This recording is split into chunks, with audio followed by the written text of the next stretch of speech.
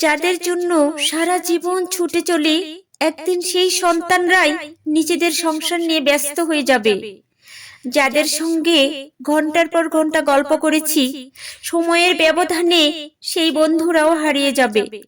চাকুরি, ব্যস্ততা, পরিচিত মানুষ সব একদিন আস্তে আস্তে হারিয়ে যাবে।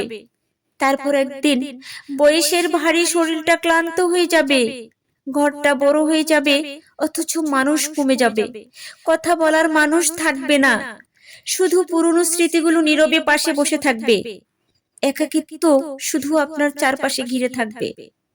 সেদিন হয়তো বুঝবেন জীবনে সবচেয়ে বেশি প্রয়োজন ছিল সেই মানুষটাকে, যে আপনার ভালো মন্দের সব দিন পার করে আজও আপনার পাশে বসে আছে। যে মানুষটি আপনার রাগ সহ্য করেছে, অভিমান ভেঙেছে, অসুস্থ রাত জেগেছে, আপনার অল্পতেই খুশি হয়েছে, আপনার কষ্টে নীরবে কেঁদেছে। সেই মানুষটি একদিন আপনার শেষ আশ্রয় হয়ে থাকবে। তাই প্রিয় মানুষটাকে আর অবহেলা করবেন না।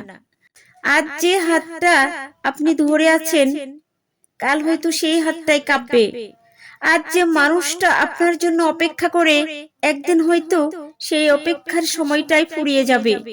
সন্তানরা দূরে যাবে, পৃথিবী বদলে যাবে, মানুষ হারিয়ে যাবে, কিন্তু শেষ বয়সের নীরব গহরে যদি একজন মানুষ আপনার পাশে বসে বলে আমি আছি, বিশ্বাস করুন তার সবচেয়ে বড় পাওয়া এই জীবনে আর কিছুই নেই।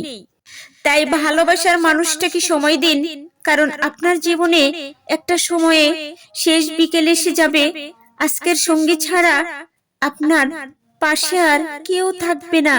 এটাই জীবন।